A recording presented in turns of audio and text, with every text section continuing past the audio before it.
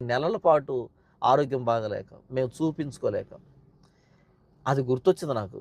నా చెల్లి గూడా చాలా అందంగా ఉండేది. ఇలా అందవిహీనంగా మారిపోయింది గదని, ఆ మహిమ కుమారిని చూసినప్పుడు నాకు నా చెల్లి గుర్తొచ్చింది. ఒక్కసారి ఏడుపొచ్చేసింది. లోపల కంట్రోల్ చేసుకున్నాను. ఇదంతా ఎందుకు చెప్పాను నేను? మోసపోయిన మహిమ కుమారి అందవిహీనంగా మారిపోయింది. తిండి మానేసింది, నీళ్లు మానేసింది, నిద్రపోవడం కరువైపోయింది. సమాజంలో ఒక ఆ ముద్ర ఉంటది చూసావా? అబార్షన్ చేయించుకుంది, మోసపోయింది, పెళ్ళికి ముందు ఏదో చేసింది అని సుద్దపూసలు ఎవరు లేరిక్కడ. సుద్దపూస లేడు, నీతిమంతులు లేడు, ఒక్కడు లేడు, ఎవరు లేరిక్కడ. కానీ ఎవరైనా దొరికితే మనం అతి పరిశుద్ధులం అయిపోతాం గదా! అతి పరిశుద్ధులం అయిపోయి ఎలా చేసావసలు? నీకు బుద్ధుందా లేదా? అలా, ఇలా అని మాట్లాడతాం గదా! సుద్దపూస మాట మాట్లాడతాం గదా!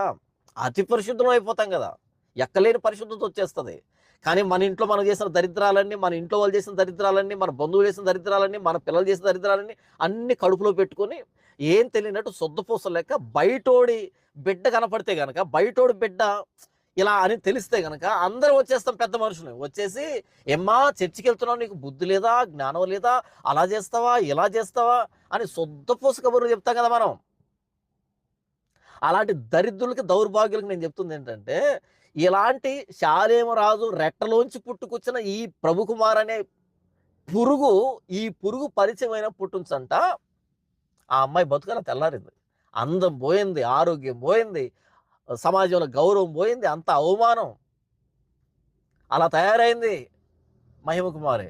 ఒకవేళ ఇప్పుడు ఈ అమ్మాయి ఇలాగుంది కదా!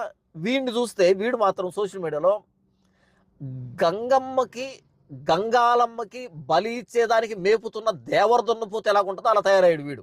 పుష్టిగా బలంగా భలే ఉన్నాడు. గంగాలమ్మకి బలి ఇచ్చేటువంటి దేవర దున్నపోతే ఎలా ఉంటదో అలా తయారయ్యాడు వీడు. కానీ మోసపోయిన మహిమ కుమారి మాత్రం ఎందుకు పనికి రాకుండా పోయింది. పోనీ ఇంకెవరినైనా పెళ్లి చేసుకుందామంటే వాళ్ళు కూడా మెచ్చరేమో, ఏంటి ఇలా ఉంది అమ్మాయి అని. అలా తయారు